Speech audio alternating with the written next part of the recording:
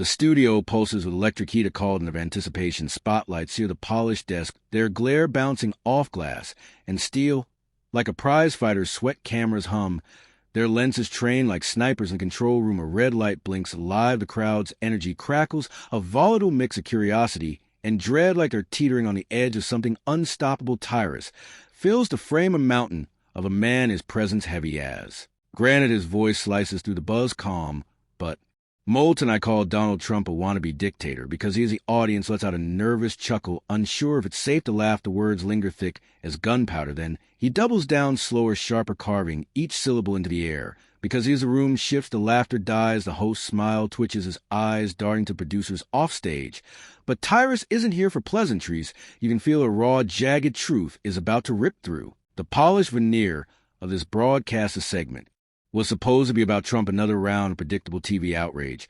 But in a heartbeat, the crosshairs swing, the storm pivots. Minnesota Governor Tim Walz becomes a target, and the air tightens like a coiled spring. Tyrus straightens, his eyes narrowing to slits. Maybe it's time we get fierce, he says, his voice heavy with iron resolve. We have to push back ferociously on this. The words land like a gauntlet thrown down, and for a split second, even the cameras seem to flinch.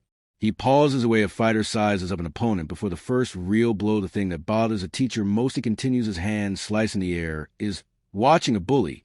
And when as a child you teach them why bullying is wrong, but when as an adult like Donald Trump you bully the hell out of him. Back to studio.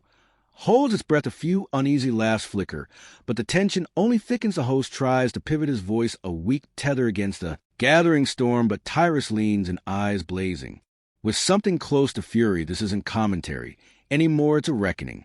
Then comes a line that blows the roof off. First of all, he growls, a half grin curling his lips. Whose balls is he hiding in his cheeks? The words detonate. The air freezes. Someone in the control booth mouths. Did he just say that? The host chokes on a laugh of professionalism. Crumbling the set feels like it's tilting the polished desk. Suddenly a flimsy prop in a world gone off script. Tyrus doesn't blink. His voice drops low and lethal. What we're seeing here is weakness, a weak, cruel man who takes it out on everyone else. Every word is a sledgehammer. There's no dodging it, no softening the blow. The cameras stay locked on his face, sweat gleaming under the lights. This isn't performance, it's conviction raw. And unyielding, the audience senses that they're not watching a segment anymore. They're witnessing a dam burst. Tyrus isn't reading a teleprompter. He's unloading years of pent-up frustration, tearing at the seams of hypocrisy until a whole facade starts to fray. Tim Walz's name hits the air like a spark in a powder keg. A man sold as a calm, relatable Midwestern dad. Flannel shirts, easy smiles, rolled up sleeves morphs into something else entirely under Tyrus. Words, the myth of Walz starts to smolder. The host squirms, desperate to steer back to safer ground. But it's too late. Tyrus is a freight train, unstoppable.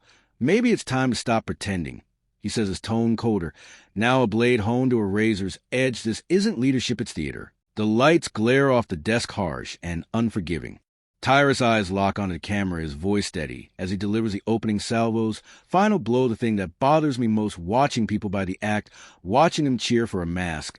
He leans back, exhaling, slow. His stare unbroken. The room is silent. Except for faint hum the cameras, the host glances at the control room, waiting for a cue that doesn't come across. The country viewers sit frozen, unsure if they've just seen a debate or a public execution. One thing's clear, something real just happened on live TV. The studio feels like a boxing ring after the first round, the air thick with the smoke of Tyrus. Words, the host clears his throat, mumbling about perspectives. But Tyrus isn't done. He leans forward again, his tone lower, more deliberate, like he's speaking directly to the millions watching from their couches. Tim Walz. He says, dragging a name out like a slow reveal. The teacher, the coach, the veteran, the friendly neighbor waving from his lawnmower. His voice dips into mock warmth, then snaps cold America. Bought it until tonight. A nervous laugh ripples across the set. Tyrus lets it hang, then strikes again. He's been sold like a damn insurance commercial. That calm voice, that soft smile. That we're all in this together routine. It's the political version of a State Farm ad that's been running since 2009.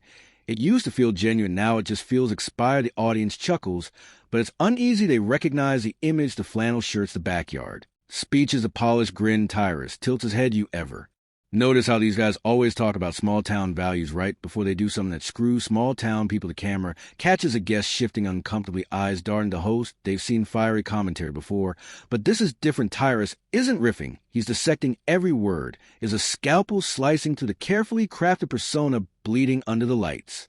And then he goes for the kill, remember the lockdowns. He says his tone sharp. As broken glass, you couldn't go to church, but you could buy vodka at the gas station. Families couldn't gather pray, but liquor stores were essential.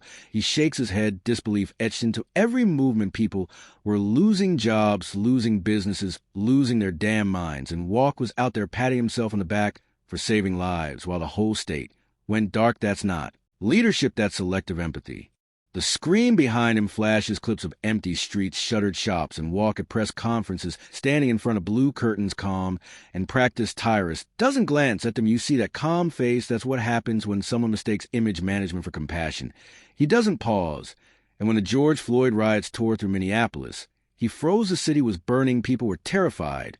And he stood there like a man waiting for someone else to make the first move. He had the hose in his hand and still waited for permission to turn on the water. The host tries to interject, murmuring about complex circumstances, but Tyrus cuts him off. Complex leadership isn't complex. It's standing up when people need you. It's not hiding behind your press team while your city burns. The words hang heavy, and even the laughter stops. The sound tech coughs. The hum of the studio lights fills the silence.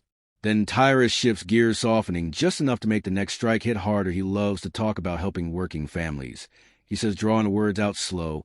But every time he helps them, their taxes go up. That's like a doctor treating you for a fever. By setting you on fire, the camera pans across the panel. One guest smirks, another stares at their notes. Nobody dares interrupt. They know the rule. When a man hits this rhythm, you let him run. Tyrus sits up straighter, shoulders, squared eyes.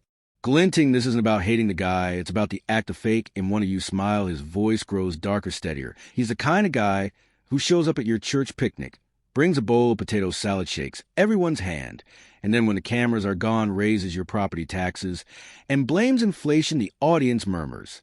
A mix of laughter and agreement. The room feels alive. Now raw, like it's more than just a show. You know what it's like. Tyrus asks, almost playfully. It's like a magician at a kid's birthday party.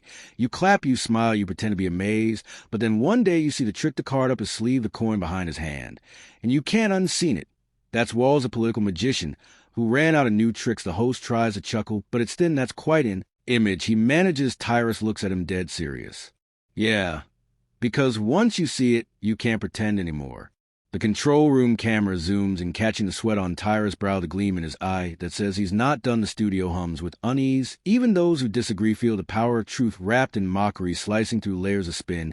He shakes his head, almost pitying. He had the teacher thing, the soldier thing, the dad next door thing. But the second you take that mask off, what's left, he lets the question hang unanswered. The silence stretches a light. Flickers in the back. The cameras keep rolling. Viewers at home lean closer to their screens. They feel the illusion cracking the seams, splitting. The story of the good, steady, small-town governor is slipping away, replaced by something darker, stranger, far more human. Tyrus doesn't smile. He just stares into the camera like it's looking through him. You can't sell authenticity. He says quietly, you either have it or you don't. He leans back, folding his arms, closing. The first act of a brutal play. The lights catch his face sharp and unwavering. The host hesitates, mouth half open. But no one speaks. The mask is cracking, and everyone knows it won't stop till the room is charged. Now a thunderstorm, refusing to break. The laughter has turned to an uneasy, but it's the kind that comes when an audience knows they're seeing something forbidden. Tyrus isn't talking politics anymore. He's talking about the man every trace of humor sharpens into contempt. He shifts, adjusts his expression, and suddenly he's Tim Walz. His tone flattens, his posture softens, his head tilts, just so mimicking the practice. Empathy. Walz wears like a costume. He's the kind of guy who practices empathy in the mirror. Tyrus says, voice dripping with mock sincerity, do I look concerned? Should I tilt my head 30 degrees? Maybe. At a sigh, he pauses and drops the punchline there. It is perfect. America's favorite. Caring neighbor. The crowd cracks. Laughter, applause, and a gasp as they realize how spot on it is. Even the host, who's been holding his breath, lets out a helpless laugh. But behind the humor, there's a dawning recognition of kindness they thought they saw in Walz might just be an act. Tyrus doesn't let up. You ever watch him talk about tragedy, same voice, same face, like he's auditioning for Concerned Politician of the Year. He's got the hand gestures down to a science. He demonstrates open palms, slow nod, soft eyes, but when the cameras turn off, that mask drops faster than his poll numbers. He leans forward, his expression twisting to something serious. That's what I can't stand, not the bad policies of performance. Every word feels like a line from a script someone else wrote. Every smile looks like it's waiting for direction. The audience leans in a room. Quiet. Tyrus senses it, his voice shifting to a steady rhythm, like he's setting up for the next big swing with all those backflips. He says, almost grinning, he could quit politics and join. Cirque du Soleil, the line detonates laughter.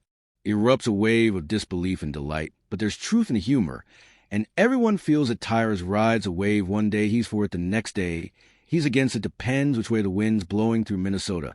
If hypocrisy were cardio, this guy's being an Olympic athlete. The laughter turns applause, and the cameras pan closer. Tyrus sits back soaking it and then lands the next punch. You know how you tell he's faking it, that outfit, the sweater. Under the blazer, no man wears that unless a PR.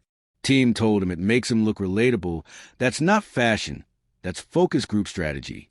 The host tries to interject, smiling nervously. Come on, Tyrus, you're not judging a man by his clothes. Tyrus waves him off. It's not the clothes, it's the intention. Every detail, every word, every gesture is designed to make you think he's just like you, but he's not. He's a performer trapped in a role. He doesn't even believe anymore. The crowd murmurs, half in agreement, half in disbelief. It's brutal, but they can't look away. This isn't about Walz. Anymore, it's about something bigger, the showmanship of politics. The endless act of pretending to care. Tyrus' eyes glint under the lights. That's what this is, folks, a performance. He's not leading, he's acting. And the sad part, most of them, are every soundbite, every smile, every perfectly timed tear. It's theater, and the audience keeps clapping. Because no one wants to admit the show's fake, don't forget to hit the notification bell to stay updated. Subscribe for more powerful video.